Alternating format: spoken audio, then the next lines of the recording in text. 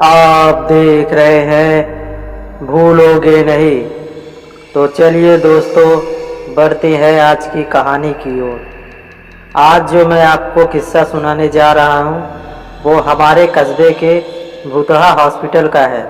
सारे कस्बे के लोग इस हॉस्पिटल को भूतहा हॉस्पिटल कहते हैं। इस हॉस्पिटल का असली नाम विक्टोरिया हॉस्पिटल है।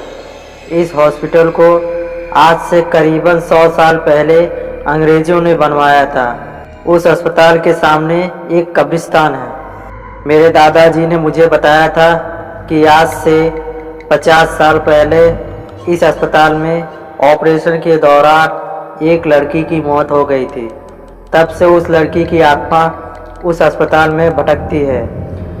रात ढलते ही कोई भी इंसान उस रास्ते से नहीं गुजरता है, क्योंकि उस लड़की की आत्मा राहगीरों को परेशान करती है।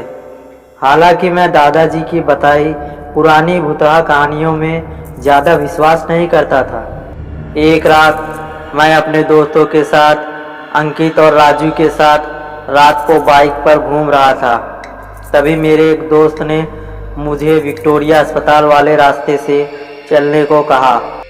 हम में से कोई भी ज़्यादा भूत प्रेतों पर विश्वास नहीं करता था और हमने उस रास्ते से जाने का पक्का किया।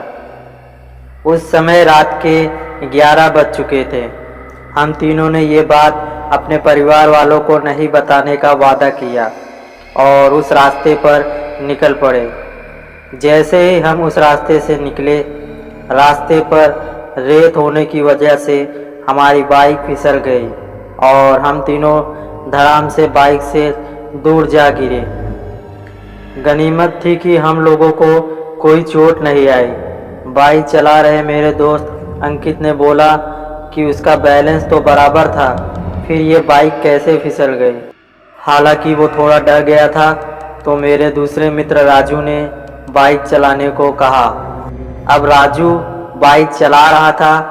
हम 1 किलोमीटर ही चले थे कि अचानक हमारी गाड़ी का टायर पंचर हो गया और गाड़ी की स्पीड तेज होने से गाड़ी इस बार फिर पिछली बार से भी दूर तक फिसलती गई। इस बार हमें कोहनियों और घुटनों पर थोड़ी चोट आई थी।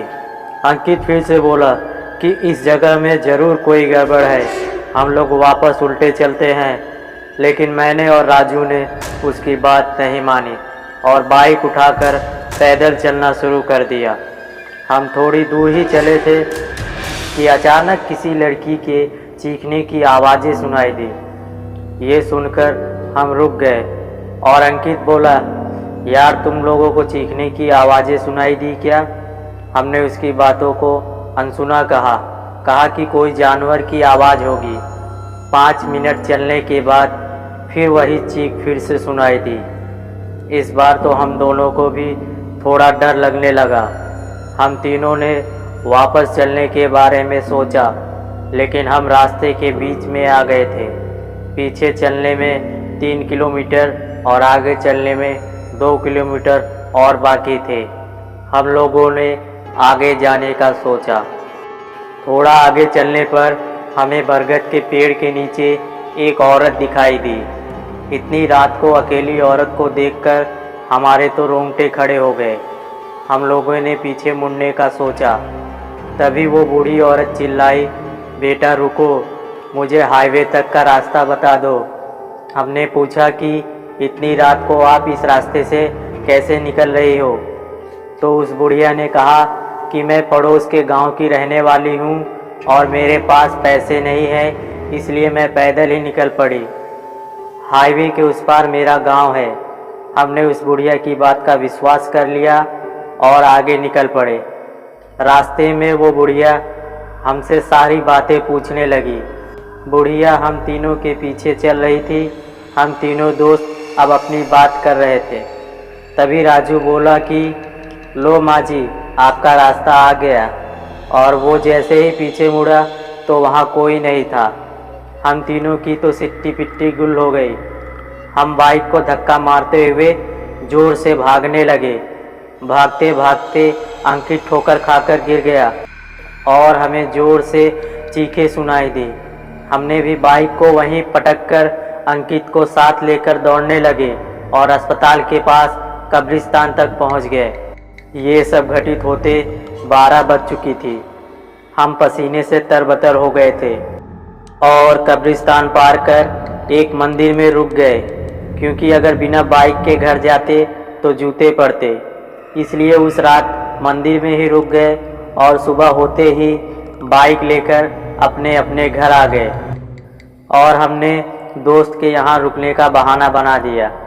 उस रात के बाद से हम उस रास्ते से कभी नहीं गए। मुझे आज भी सपने में वो भूतिया बुढ़िया और चीखने की आवाज़ें आती हैं।